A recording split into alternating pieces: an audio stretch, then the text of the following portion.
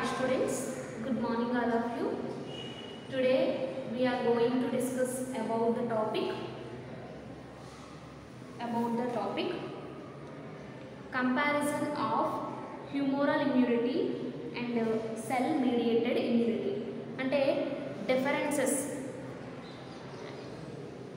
humoral immunity cell mediated immunity కి మధ్య ఉండేటువంటి differences. సో హ్యూమరల్ ఇమ్యూనిటీనే antibody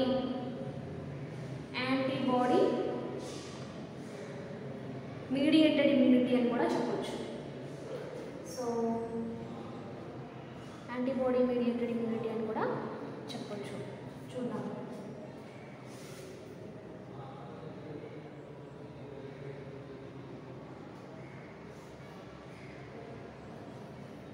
AMI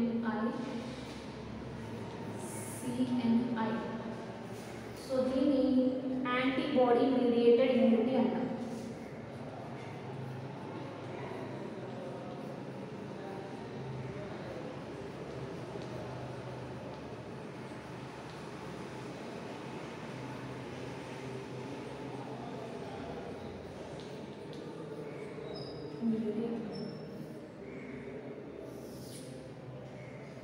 CMI cell mediated immunity.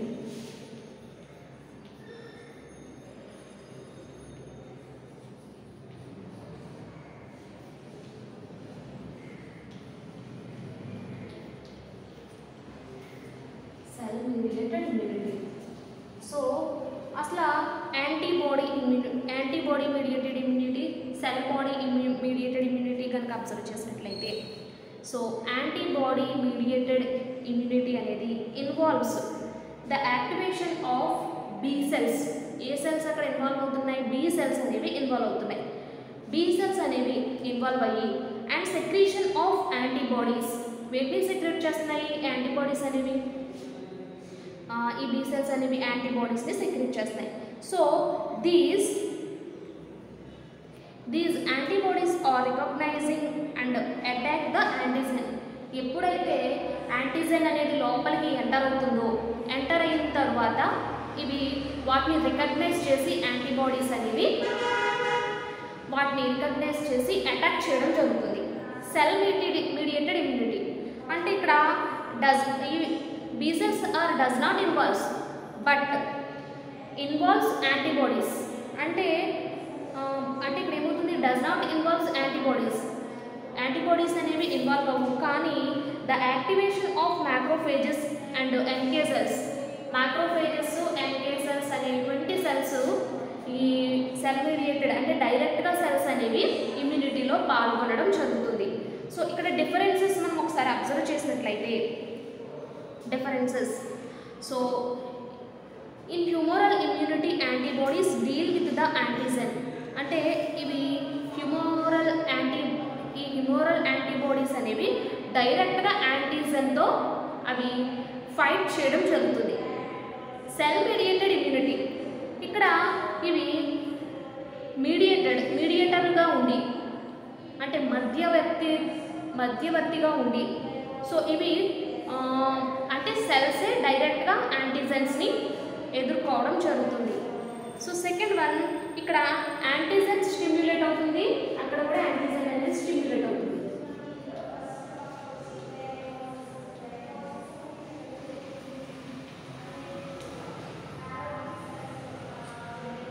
ఇక్కడ కూడా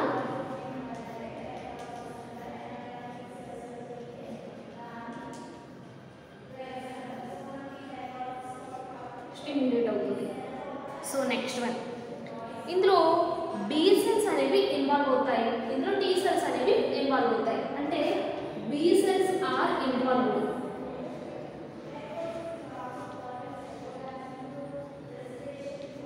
ఇక్కడ T cells are involved. So next one antibodies are produced, antibodies are not produced. అంటే ఇక్కడ antibodies అనేవి ప్రొడ్యూస్ అవుతున్నాయి, ఇక్కడ యాంటీబాడీస్ అనేవి నాట్ ప్రొడ్యూస్.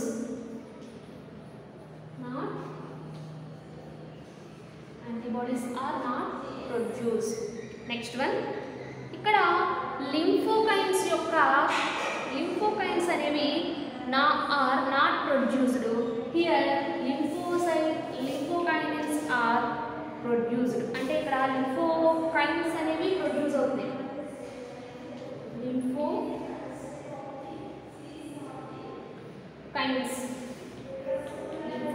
కూడా అంటే యాంటీబాడీస్ ప్రొడ్యూస్ అవుతున్నాయి, లింఫోకైన్స్ కూడా ప్రొడ్యూస్ అవుతున్నాయి. సో ఇక్కడ lymphokines are not produced. Lymphokines are not produced. Lymphokines are not produced. Next one antibody mediated ఇమ్యూనిటీలో బి సెల్స్కు టీ సెల్స్ అనేవి హెల్ప్ చేయడం జరుగుతుంది. అంటే B cells are helped by T cells. B సెల్స్కి టీ సెల్స్ అనేవి ఇవి హెల్ప్ చేయడం అనేది జరుగుతుంది. సెల్ మీడియేటెడ్ ఇమ్యూనిటీలో టీ సెల్స్ అనేవి టీ సెల్స్కు ఈ బి సెల్స్ యొక్క ఎటువంటి హెల్ప్ అనేది అవసరం లేదు. So next one, antibody mediated ఇమ్యూనిటీలో బి సెల్స్కు వేరొక బి సెల్స్ యొక్క సహాయం అవసరం లేదు. చూద్దాం.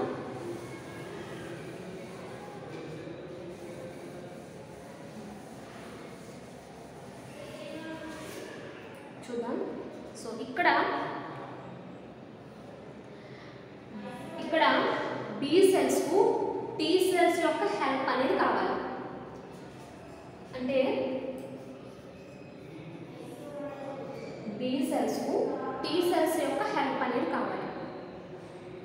So B cells are helped by T cells. T cells యొక్క సహాయం అనేది కావాలి. ఇక్కడ టీ సెల్స్ అని చెప్పుకున్నాం కదా. సో టీ సెల్స్కు are not helped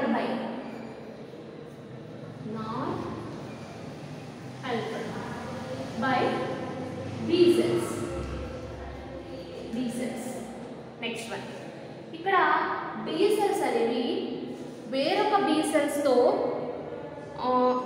another B cells తో అవసరం లేదు. ఇక్కడ T cells కి వాటి యొక్క ప్రక్కన ఉండేటువంటి టీ సెల్స్తో హెల్ప్ అనేది రావడం జరుగుతుంది. Next one eighth one, antigen presenting cells అనేటువంటివి యాంటీజెన్ ప్రెజెంటింగ్ సెల్స్ అనేవి యాంటీజెన్ను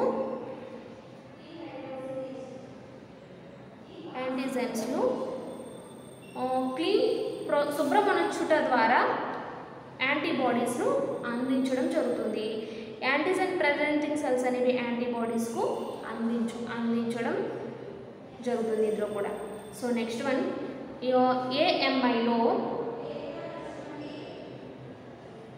ఏఎంఐ యొక్క ప్రాసెస్లో ఇమ్యూనిటీ కాంప్లిమెంట్స్ అనేవి ఇన్వాల్వ్ అయి ఉంటాయి. సిఎంఐ సెల్ మీడియేటెడ్ ఇమ్యూనిటీలో ఇక్కడ ఇమ్యూనిటీ కాంప్లిమెంట్స్ అనేవి ఇన్వాల్వ్ అవ్వవు. ఇందులో ఇమ్యూనిటీ కాంప్లిమెంట్స్ అనేవి ఇన్వాల్వ్ అవుతాయి. ఇమ్యూనిటీ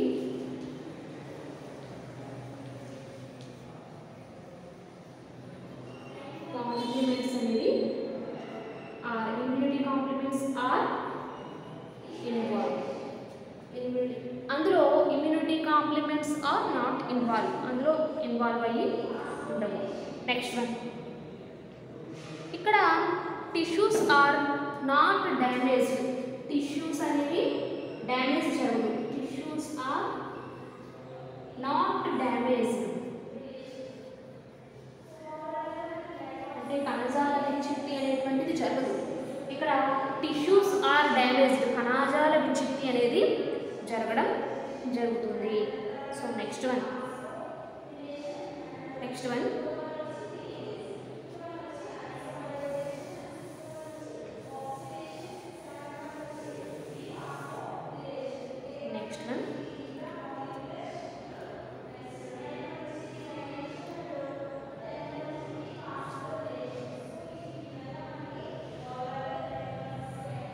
సో యాంటీజెన్ మీడియేటెడ్ ఇమ్యూనిటీలో హైపర్ సెన్సిటివిటీ అనేటువంటి చర్య అనేది స్టార్ట్ అవుతుంది. హైపర్ సెన్సిటివిటీ అనేటువంటి చర్య అనేది ఇక్కడ జరుగుతుంది.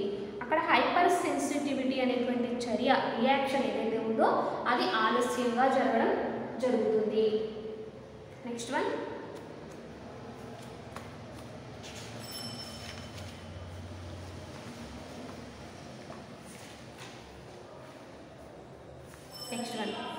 ఇక్కడ no role in graft rejection. Graft rejection యొక్క పని ఏమి ఉంది? గ్రాఫ్ట్ రిజెక్షన్ యొక్క పని ఏమీ ఉండదు, కానీ ప్రమేయం ఏమీ ఉండదు.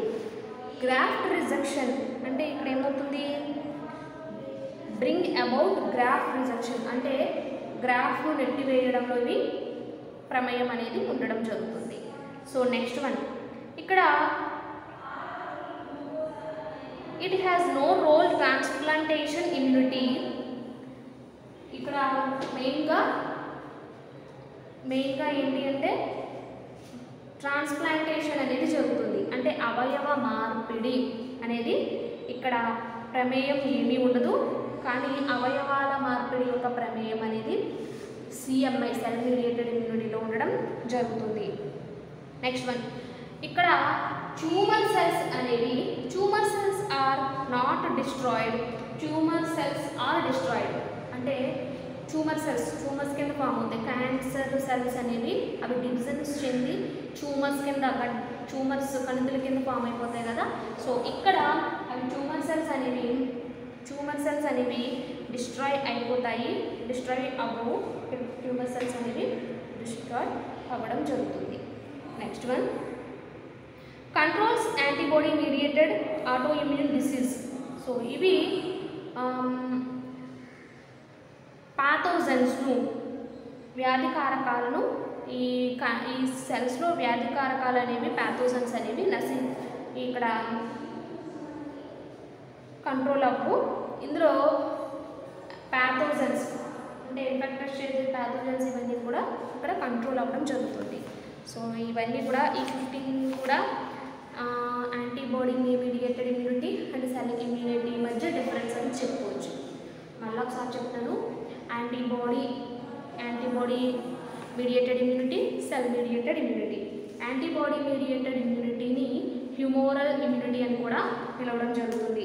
ఇక్కడ antibody mediated immunity involves the activation of B cells యొక్క యాక్టివేషన్ జరిగి ఇక్కడ ఏమవుతుంది? సెక్రీషన్ ఆఫ్ యాంటీబాడీస్ అనేవి సెక్రీట్ అవ్వడం జరుగుతుంది.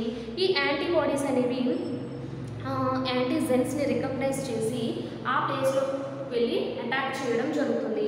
నెక్స్ట్ వన్, సిఎంఐ అంటే సెల్స్ మెయిన్గా యాంటీజెన్స్తో అక్కడ యాక్షన్ చూపడం జరుగుతుంది.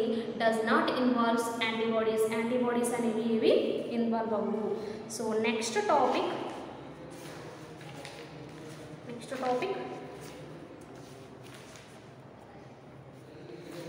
epitopes. 8th question, write an essay on epitopes. Next topic,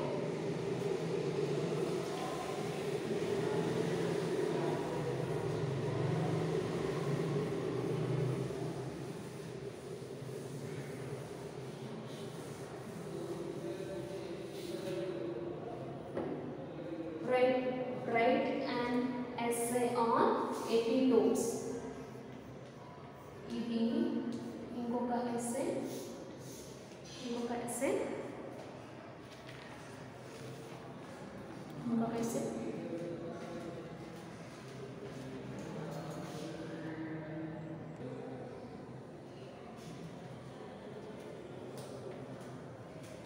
so next one, epitope.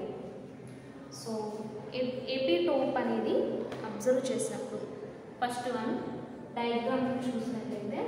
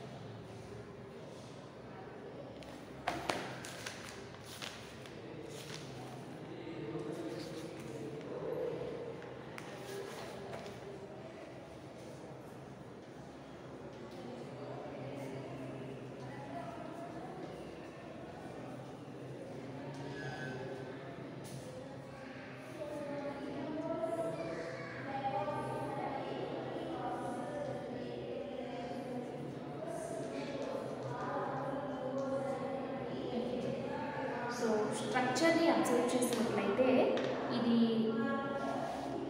స్ట్రక్చర్ని ఒకసారి అబ్జర్వ్ చేసినప్పుడు ఇమ్యూనోగ్లోబులిన్ యొక్క స్ట్రక్చర్ని అబ్జర్వ్ చేసినప్పుడు ఈ విధంగా కనిపిస్తుంది. సో ఎపిటోప్స్ అనేవి ఒకసారి చూద్దాం. సో ఏవైతే యాంటీజన్ అనేది స్పెసిఫిక్ యాంటీబాడీతో ఎక్కడైతే బైండ్ అవుతుందో ఆ ప్లేస్ని ఏమంటాము అంటే ఎపిటోప్ అంటాం. ఆ ప్లేస్ని ఎపిటోప్ అంటాం. చూడండి, ఇది యాంటీబాడీ. సో వీళ్ళెవరు యాంటీజన్. సో ఇక్కడ ఏమవుతుంది, యాంటీబాడీ యొక్క స్పెసిఫిక్ రీజియన్ దగ్గర యాంటీజన్ యొక్క ఈ యాంటీజన్ వచ్చేది ఇక్కడ కలవడాన్ని ఏమంటాము అంటే ఆ ప్లేస్ ఏమంటాము అంటే ఎపిటోప్ అంటాం. ఇప్పుడు ఈ యాంటీజన్ యొక్క సైట్ ఉంది కదా, ఈ ప్లేస్ యాంటీబాడీస్తో కలిస్తే కనుక దాన్ని పారాటోప్ అంటాం. అయితే మెయిన్గా ఇమ్యూనిటీలో మెయిన్గా B cells, T cells and antibodies అనేవి కూడా ఈ యాంటీజన్స్ని రికగ్నైజ్ చేయడం జరుగుతుంది. ఇవి హోస్ట్ యొక్క ఎమినో యాసిడ్స్, నైట్రోజన్ బేసెస్ను ఇవి రికగ్నైజ్ చేయడం జరుగుతుంది. సో ఈ పారాటోప్స్ యొక్క ఇంటరాక్షన్స్ మరియు స్ట్రక్చర్ అనేది ఎపిటోప్స్ యాంటీజన్ యొక్క ఎమినో యాసిడ్స్ యొక్క నైట్రోజన్ బేసెస్ను ఇవి వీటితో కలిసి ఏర్పడి ఉండడం జరుగుతుంది. అదేవిధంగా ఈ ఎపిటోప్స్ అనేటువంటివి ట్రై డైమెన్షనల్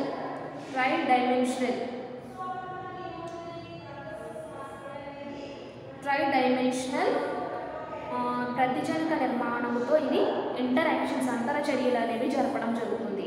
అయితే ఎపిటోప్స్లో ఎక్కువ భాగం అనేటువంటిది ఏమవుతుంది అంటే ఎపిటోప్స్లో అంటే ఇవేంటి ప్రోటీన్ సీక్వెన్సెస్తో ఇవి ఈ భాగంతో ఏర్పడి ఉండడం జరుగుతుంది. ఈ ఎక్కువ భాగం ఇవి వాటితో బైండ్ అవ్వడం జరుగుతుంది. సో ఇక్కడ ఎపిటోప్స్ అనేవి 2 టైప్స్ ఉన్నాయి, డెరైవ్డ్ ఇంటూ 2 కేటగిరీస్. సో ఎవరు అంటే first one conformational epitopes, second one linear epitopes. 2 types ఉన్నాయి.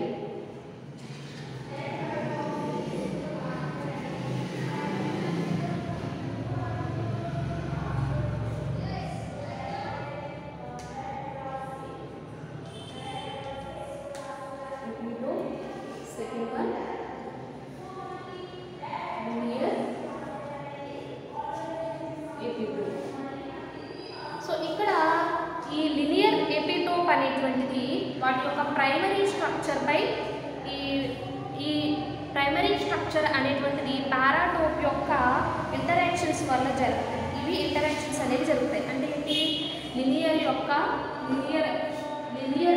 ఎపిటోప్ అనేటువంటిది ఎపిటోప్ యొక్క స్ట్రక్చర్ అనేది ప్రైమరీ స్ట్రక్చర్పై, లినియర్ ఎపిటోప్స్ అనేవి ప్రైమరీ స్ట్రక్చర్పై డిపెండ్ అయి ఉంది. ఇవి పారాటోప్స్తో ఇంటరాక్షన్స్ని కలిగి ఉండడం జరుగుతుంది. అదేవిధంగా ఇవి protein amino acids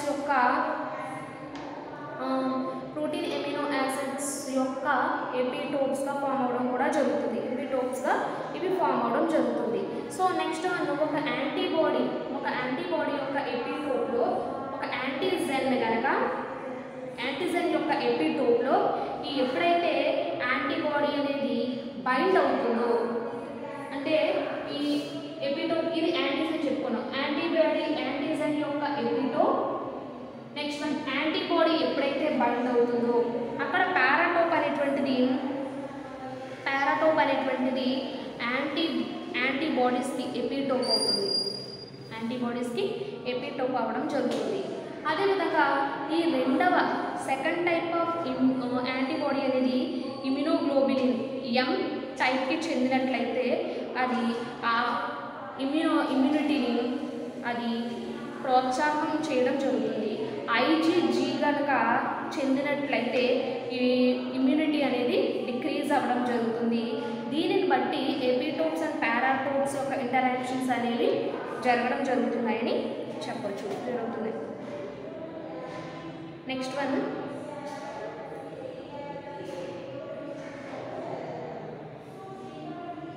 epitope mapping. Third one, epitope mapping. So ఇక్కడ epitope mapping అనేది చూసినట్లయితే ఇక్కడ ఇందులో కొన్ని ప్రోటీన్స్ని ఎపిటోప్స్ కెన్ బి మ్యాప్డ్ అంటే ఎపిటోపింగ్ చిత్రీకరణకు కొన్ని ప్రోటీన్స్ని యూజ్ చేయడం జరుగుతుంది. సో ఎవరు అంటే వాళ్ళు మైక్రో ఎర్రేస్, ఎలిస్పాట్, ఎలిజా అనేటువంటి టెక్నిక్స్ని యూజ్ చేయడం జరుగుతుంది. ఇందులో మైక్రో ఎర్రేస్,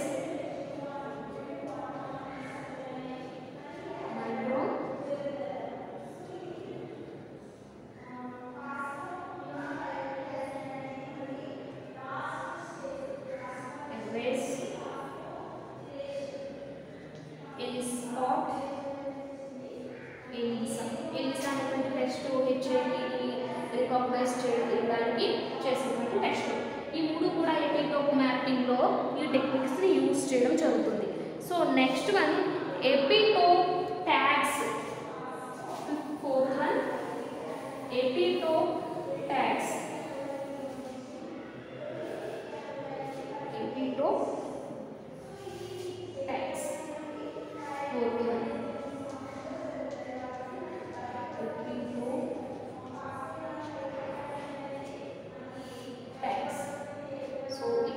ఎపిటోప్ ట్యాగ్స్ అనేవి అంటే ఇవి ఎపిటోప్ ట్యాగ్స్ అని ఎందుకు యూజ్ చేస్తారు అంటే ఇవి ఏం చేస్తారు అంటే soluble antigen and tend to be accessible and ఇది ఎందుకు ఉపయోగిస్తారు అంటే ఇతర జీన్స్ యొక్క ప్రొడక్ట్స్ని గురించి అంటే ఇతర జీన్స్ యొక్క ప్రొడక్షన్ గురించి. నెక్స్ట్ ప్రోటియోమిక్స్లోను వీటి అంటే ఏంటి ప్రోటియోమిక్స్లోను ఎపిటోప్ ట్యాగ్స్ని ఎందుకు యూజ్ చేస్తారని చూసినట్లయితే epitopes are often used in ప్రోటియోమిక్స్లోను. Next study of other gene products, other జన్యు ఉత్పత్తులను గూర్చి. Next one using recombinant DNA techniques. Recombinant DNA టెక్నిక్స్లోను అంటే మనం లాస్ట్ సెమిస్టర్లో 5th సెమిస్టర్లో యానిమల్ బయోటెక్నాలజీలో చెప్పుకున్నాం డిఎన్ఏ రికాంబినెంట్ ఇవన్నీ కూడా.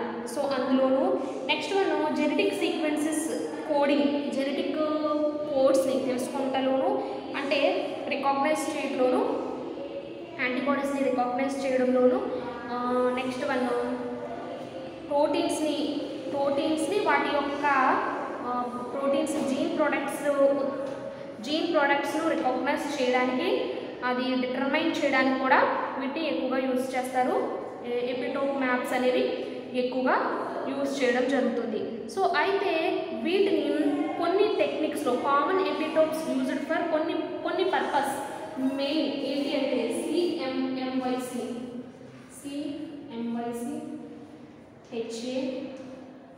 HAFLAG, tag, GST, 6X, HIS. So వీటి యొక్క ఎపిటోప్ ట్యాగ్స్లో కూడా వీటిని ఎక్కువగా యూజ్ చేయడం జరుగుతుంది. So next one B cell epitopes. Next one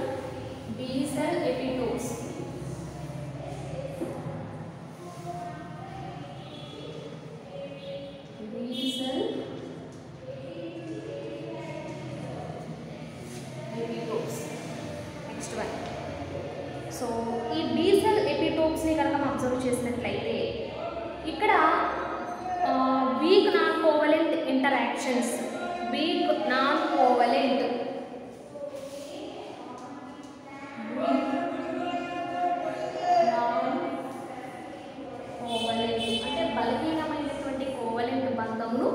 ఇవి కలిగి ఉంటాయి, అదేవిధంగా కలిగి ఉంటాయి. Hence these must be complementary, అదేవిధంగా సహపూరకత్వాన్ని కూడా కలిగి ఉండడం జరుగుతుంది. వేటితో అంటే ఇమ్యునోగ్లోబ్యులిన్స్తో ఈ ఇమ్యునోగ్లోబ్యులిన్స్తో ఈ యాంటీజెన్స్ అనేవి బలహీనమైనటువంటి కోవలెంట్ బంధాన్ని అంటే వీక్ కోవలెంట్ బాండ్ని కలిగి ఉండడం జరుగుతుంది. B cell epitopes, characters of B cell epitopes. Characters of B cell epitopes. Characters of B cell epitopes. ఇక్కడ ఇవి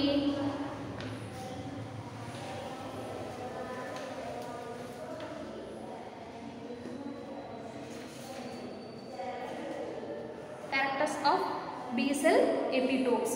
సో ఈ సెల్ ఎపిటోప్స్ అనేవి బి సెల్ ఎపిటోప్స్ అనేవి they are the soluble antigen and tend to be accessible. So చూసినట్లయితే ఇవి antigens అనేవి soluble కరిగేటువంటి నేచర్ని కలిగి ఉంటాయి. నెక్స్ట్ వన్, ఇవి యాంటీజెన్స్ అనేవి వ్యక్తీకరణ తలంలో ఇవి ఉంటాయి, అంటే seen on the exposed surface of the immunogens లో మనం వీటిని అబ్జర్వ్ చేయొచ్చు. Next one, epitopes generally contain hydrophilic amino acids, ఇవి జలస్థితిక స్వభావం కూడా కలిగి ఉంటాయి. Next one, epitopes are found where the molecule bends.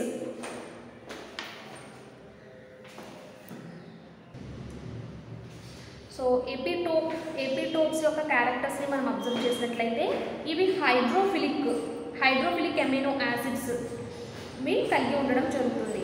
Next one, ఇవి మాలిక్యూల్ బెండ్స్ని అదేవిధంగా సిగ్మెంటల్ మొబిలిటీని కూడా కలిగి ఉంటాయి, అంటే పరమాణు కదలిక లేదా అణు వంపులున్న చోట ఎపిటోప్స్ అనేవి ఉండడం జరుగుతుంది. Next one, complex proteins contain multiple overlapping epitopes, ఇవి ఎక్కువ కాంప్లెక్సిటీ ఉండేటువంటి ప్రోటీన్స్ అనేవి ఎపిటోప్స్లో ఎక్కువగా ఉండడం జరుగుతుంది. నెక్స్ట్ వన్, ఇవి 3D conformation of the epitopes, అంటే non sequential 3D conformation of epitopes.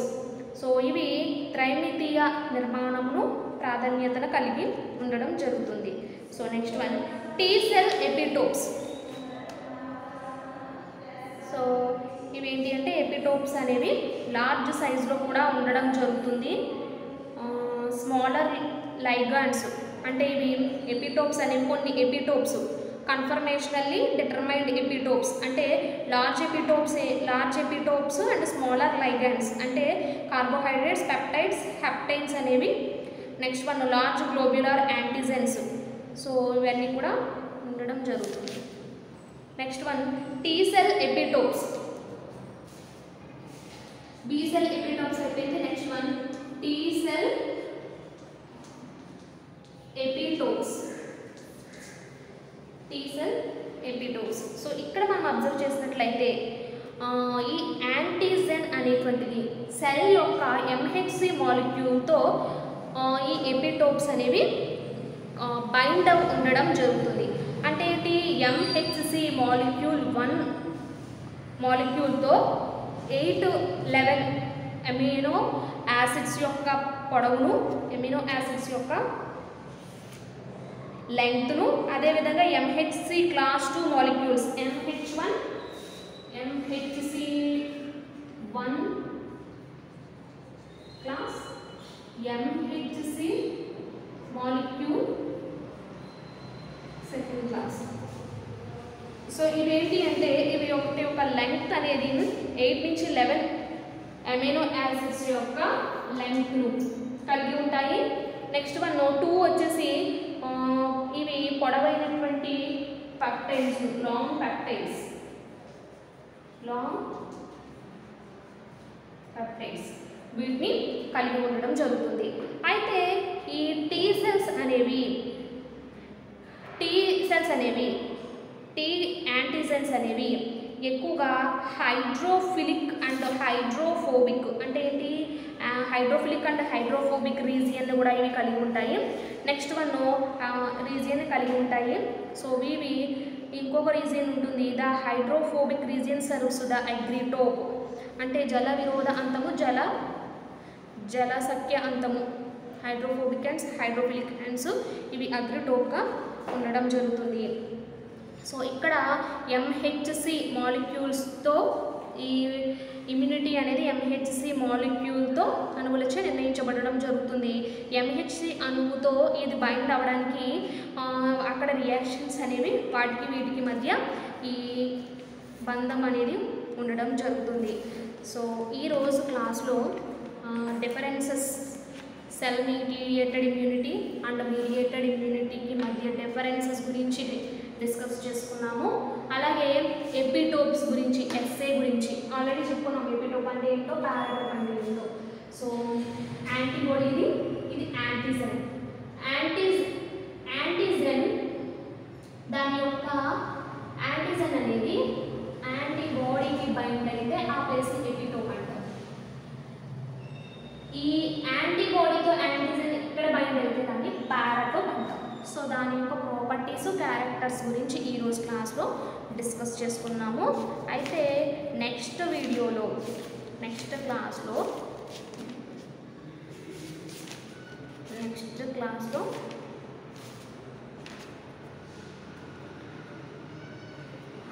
Right and essay on ఇమ్యూనోజెనిసిటీ అనేటువంటి ఒక ఎస్ఏ గురించి డిస్కస్ చేసుకుందాము. సో ఇక్కడతో టోటల్గా 2 ఆ ఎస్ఏ కూడా కంప్లీట్ చేసుకుంటే ఇక్కడతో టోటల్గా 2 ఎస్ఏస్ అనేవి కంప్లీట్ అవుతాయి. 2